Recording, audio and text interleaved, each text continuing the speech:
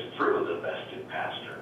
But if they would understand that the man is not the source, the pastor is not the source of these gifts, but he is a vehicle, a simple tool through which these are given.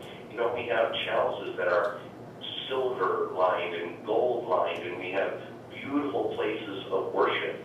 We don't do all this to exalt any of ourselves, hopefully. We do this to use the finest things we have to honor the God who comes to us, even in his body and blood, even in the things that he says, these will forgive, these will restore, these will lift you up to life everlasting.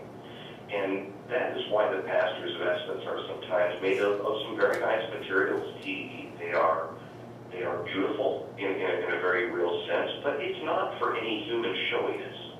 It is to respect. It's the same reason, I think, that people, especially in past years, have wanted to dress a little nicer to go to church. Hopefully it was never to impress the people who were there, but it was to show honor and thanksgiving to God for his undeserved salvation that he so fully and richly has given. Can it be this simple, perhaps, from the pastor sitting with that question hanging in the air, why do you dress like that, pastor?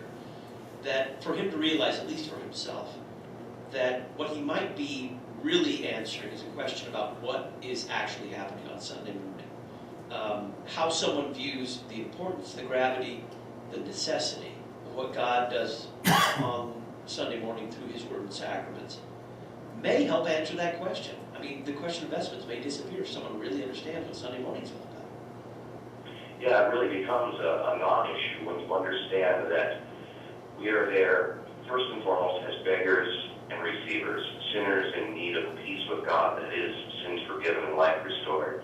And I think we're seeing a resurgence in that in the historic churches, especially in the Lutheran end of that apostolic doctrine that's being re-emphasized in our divine services and our times of worship, that we're about being receivers. Church is seen by too many as something we do. Pastors doing something for us, we're doing something for God, etc., etc., etc. The functional roles of both pastor and people in worship really aren't beneficial for understanding what is happening, and that death is being turned to life by the goodness of Christ who comes to his people. And when we see the pastor as merely a vehicle for that, that's why he's vested in the people as receivers, and that's why they can rejoice and forget about the petty things like why is the guy wearing a robe, then I think we're on the right track. Does it also explain kind of lesser questions about why the pastor might wear a collar rather than a tie? Or why the rest of the church on Sunday morning is appointed the way it is, where we just don't have a table, we have a table that is set aside for one purpose, and usually vested itself, so to speak.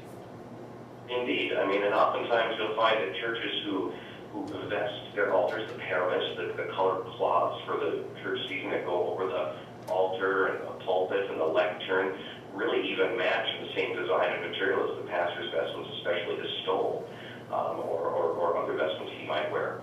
But as far as the pastor wearing a collar, yeah, when I am not conducting the divine service or prayer office here in my home parish, and I'm going to the hospital to visit one of my people who's hospitalized and sick or injured, when I walk on that hospital floor, the nurses, who I know what they're doing, because they're wearing a uniform, know exactly what the guy in the collar is doing who just showed up, and the person in the bed doesn't have to, even in their weakened condition, wonder who has come to stand and pray at their bedside. They know who it is.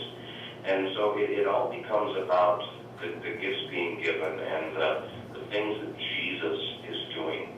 When we can understand the whys of clerical collars or vestments or paraments on the altar, these things all have a great tradition. If you look back to the Old Testament, going back to the temple worship, and before that the tabernacle, even the tabernacle that moved around with God's people all the time, it was mobile.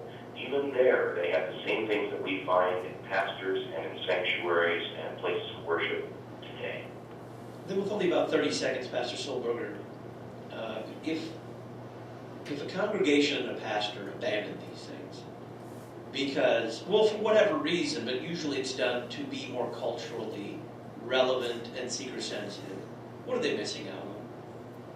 Well, they're missing out on heaven and eternity.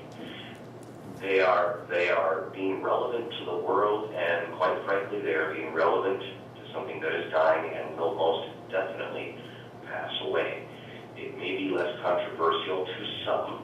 It may be easier, but actually, it's less peaceful. It's less comforting. When we allow our pastors and our people and our places of worship to be honored with Christ's presence and heaven coming down to earth, then we know there's something there that will be forever. There's something there that's lasting and sure. It is perfect. It's not marred by this world. All the other techniques of looking and sounding like the world in order to get the seeker or the person possibly interested in going to church into the door, all of those you keep having to reinvent, and it's tough. It's tough to keep people interested with this old dying world. It's something else altogether, not to keep people interested, but to comfort them in sins forgiven and life restored with the things that belong to Christ's church, the honorable, beautiful, higher things, if you will. Pastor John Solberger is pastor of Emmanuel Lutheran Church in Louisville, Nebraska. And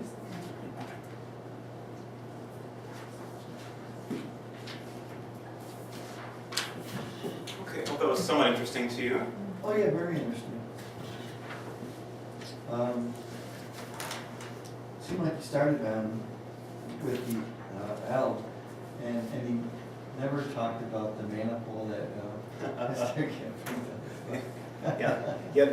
The funny thing is, you know, what you're used to seeing is the alb and stole, and that's kind of been the standard now for, I don't know, longer than I've been alive. I don't know how far back it goes. I'm guessing 50 years. Certainly, in former days, the garb was different. Yeah.